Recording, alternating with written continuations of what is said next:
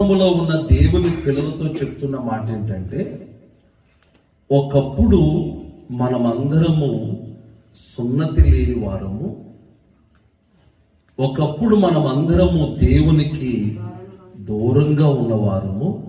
కానీ దేవుని మహాకృపను బట్టి దేవుడు వాగ్దాన దేశంలో ఉన్న వాగ్దాన పిల్లలనబడిన ఇజ్రాయేలు ప్రజలతో సహపౌరులుగా అనే మాటనైనా ఇక్కడ ఉపయోగించడం జరిగింది. 12వ వచనంలో, ఆ కాలమందు ఇజ్రాయేలులతో సహపౌరులు కాక. ఎప్పుడు? ఒకప్పుడు మనము ఇజ్రాయేలు ప్రజలతో సమానమైన పౌరులము కాదు.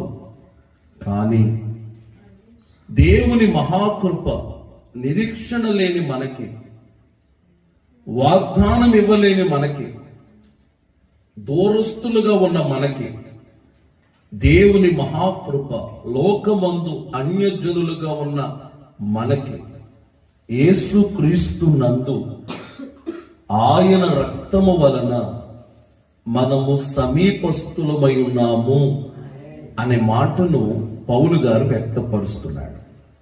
మీకు అర్థమయ్యే భాషలో చెప్పడానికి ప్రయత్నం చేస్తాను.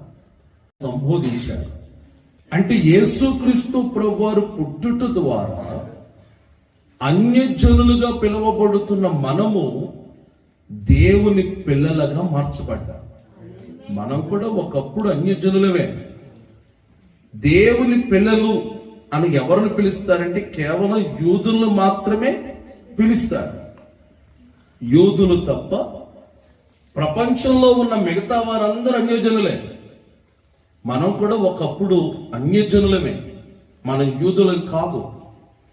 యూదులు అనబడిన వారు ఈ రోజు కూడా ధర్మశాస్త్రాన్ని తూచా తప్పకుండా పాటిస్తారు. వాళ్ళు ఈ రోజు కూడా ధర్మశాస్త్రాన్ని ఫాలో అవుతారు. వాళ్ళు ధర్మశాస్త్రాన్ని అసలు మీరరు. వాళ్ళు అంటే ఆదికాండం, నిర్గమాకాండం, లేవియాకాండం, సంఖ్యాకాండం కాండంలో ఏ ఆజ్ఞలైతే వారికి ఇవ్వబడ్డాయో, ఏ నిబంధనలైతే వారికి ఇవ్వబడ్డాయో, ఏ న్యాయ విధులైతే వారికి ఇవ్వబడ్డాయో, ఈ రోజు కూడా వాటిని వాళ్ళు ఫాలో అవుతారు.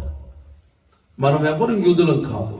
కానీ అన్యజనులుగా ఉన్న మనకి రక్షణ అనే భాగ్యం ఎవరి ద్వారా కలిగిందంటే, ఒక్క యేసు ప్రభు ద్వారా మాత్రమే కలిగింది.